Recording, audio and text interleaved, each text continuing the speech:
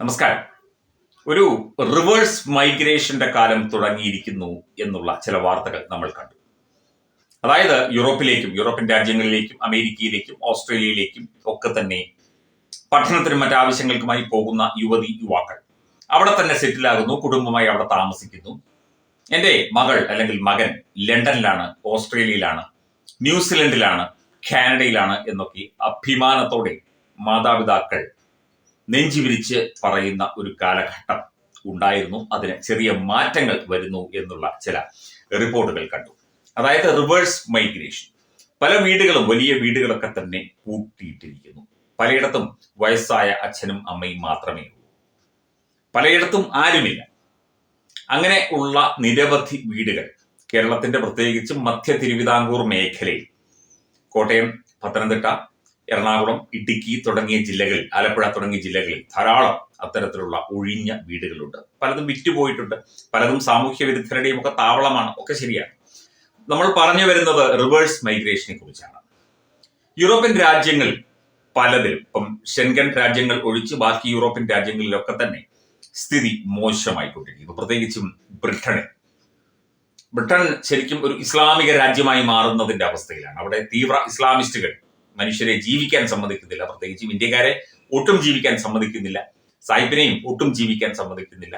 അങ്ങനെ പല പല രാജ്യങ്ങളിലേക്ക്, സ്വിറ്റ്സർലൻഡിൽ, ഓസ്ട്രേലിയയിലൊക്കെ തന്നെ തീവ്ര ഇസ്ലാമിസ്റ്റുകൾ കടന്നുകയറി പ്രശ്നങ്ങൾ ഉണ്ടാക്കുന്നു. പല രീതിയിൽ അവിടുത്തുകാർക്കും ജീവിക്കാൻ പറ്റാത്ത അവസ്ഥയിൽ കാര്യങ്ങൾ എത്തിയിരിക്കുന്നു എന്നത് ഒരു യാഥാർത്ഥ്യമാണ്. മാത്രമല്ല, ഇവിടെയൊക്കെ നമുക്കറിയാം, എൻ്റെ ഒരുപാട് സുഹൃത്തുക്കളും അവരുടെ മക്കളും അനുജന്മാരും അനുജത്തിമാരും ഒക്കെ തന്നെ ഇതുപോലെ പല രാജ്യങ്ങളിലുണ്ട്. അവിടെയൊക്കെ തന്നെ നമ്മളെ ഒരു മൂന്നാം കിട പൗരന്മാരായിട്ട് മാത്രമേ അവിടുത്തെ രാജ്യക്കാർ കാണുകയുള്ളൂ. നമുക്ക് ആനുകൂല്യങ്ങളില്ല. മാത്രമല്ല, നമുക്കിപ്പോൾ ഒരു 3 ലക്ഷം രൂപ മാസം ശമ്പളം ലഭിക്കുന്നു എന്ന് വിചാരിക്കുക. ഇത് വിചാരിച്ചു കഴിഞ്ഞാൽ അതിൽ ഏതാണ്ട് ഒരു 2.5 ലക്ഷം രൂപയും അല്ലെങ്കിൽ 2 ലക്ഷം രൂപ ഓളം താമസത്തിനും ഭക്ഷണത്തിനുമായി ചെലവാകും.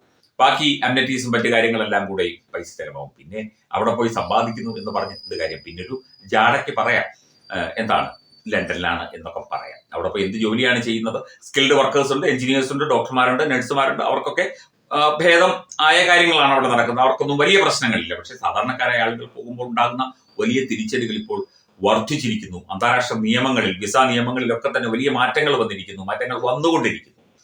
കാരണം മൈഗ്രേഷൻ നടക്കുകയാണ്. ഈ മൈഗ്രേഷൻ വഴി പലരും അവിടെ എത്തിയിട്ട് അവിടുത്തെ നിയമവ്യവസ്ഥയെ വെല്ലുവിളിച്ചുകൊണ്ട് പല കാര്യങ്ങളും ചെയ്യുന്നവരുമുണ്ട്, ഇന്ത്യക്കാരുമുണ്ട്.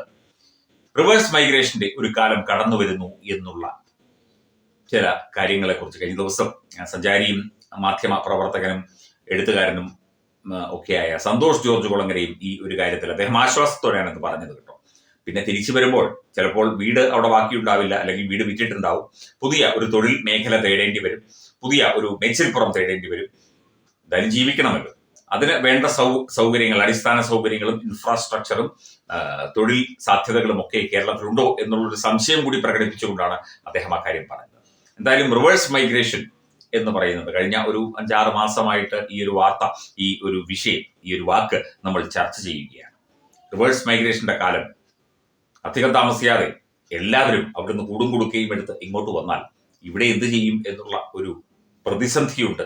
ആ ഒരു പ്രതിസന്ധിയെ കുറിച്ച് കൂടി സർക്കാർ സംവിധാനങ്ങളും അതുപോലെ ഉത്തരവാദിത്തപ്പെട്ടവരുമൊക്കെ ബോധവാന്മാരാകണം.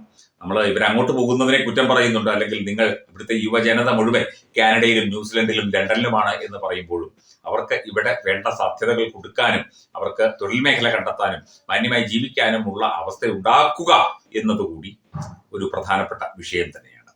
റിവേഴ്സ് മൈഗ്രേഷന്റെ കാലമാണ് ഇനി.